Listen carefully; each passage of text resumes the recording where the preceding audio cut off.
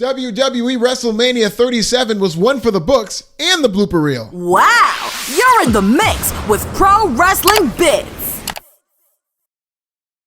WrestleMania 37 concluded 2 nights of good to great shows that took place in front of live fans for the first time in, say it with me, a year, a month, and a day.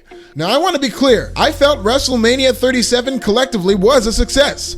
There were a lot of great matches, a few great moments, and more Black history than any WrestleMania has ever produced, which it's about damn time.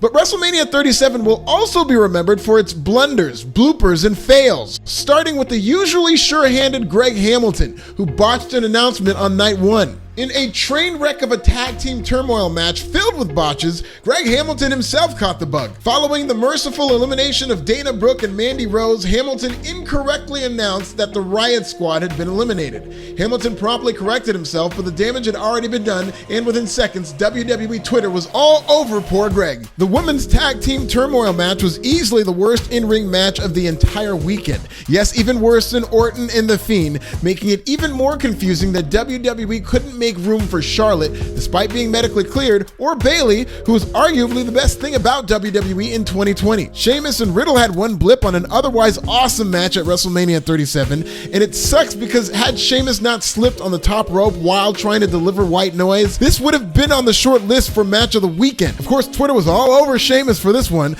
but even with that botch, Sheamus and Riddle's undeniable chemistry continued. The two made up for the unfortunate slip with a great finish where Sheamus hit the bro kick on Riddle mid-springboard. The stiff kick by Sheamus could also technically be considered a botch, but it was somewhat fortuitous as a bloody Riddle made for a great visual, presenting the miscast comedy character as the legitimate tough guy that he really is, even in defeat. The third biggest botch of the weekend came during Ash Costello's live performance at WrestleMania 37 Night 2, when the singer butchered Rhea Ripley's This Is My Brutality theme song live. The Scattershot performance seemed to suffer from both audio and talent issues and was doomed from the start as Costello's opening lyrics could barely be heard. Once the audio became clear, however, it got worse and, say it with me, Twitter was all over Ash Costello. Thankfully, Rhea Ripley did beat Asuka in a match she had to have, and hopefully WWE has plans to go all the way with Ripley as a dominant world champion on the Red brand, even when Charlotte comes back. Especially when Charlotte comes back. Michael Cole called an entire weekend's worth of WrestleMania matches, but none of his moments will be more memorable than his worst.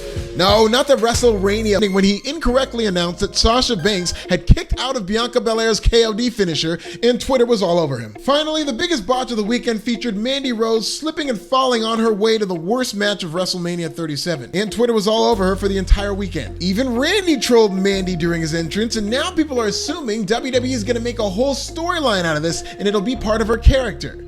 I disagree. And I'll put it to you like this. When R-Truth screwed up and named the wrong city in Wisconsin back in 2011, WWE made a whole gimmick out of it. They couldn't wait to make him the dumb guy, which continues to be his character, 11 years later.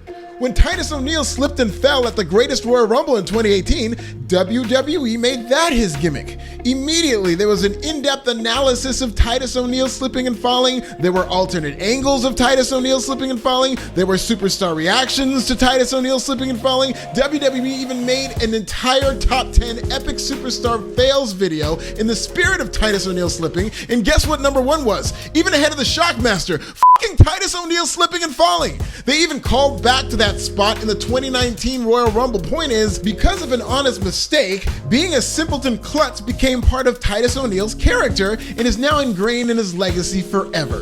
Though Mandy Rose is already having fun with this moment, something tells me WWE is more likely to just move on from this blunder and chalk it up to an honest mistake. Happens to the best of us, right, Titus? It happens to the best of us. As of this writing, WWE's YouTube channel has 0 clips of Mandy Rose slipping and falling, no reaction videos, no alternate angles, no top 10 list, nothing. Because for whatever reason, WWE isn't as quick to present Mandy Rose as a simpleton for making an honest mistake. On one hand, this could be a sign of growth from WWE, because nobody wants to be remembered for a botch on such a big stage, nor do I want to see Mandy Rose have to relive this mistake time and again. On the other hand, and as GOAT comedian Paul Mooney puts it, maybe Mandy Rose just has the complexion for the protection.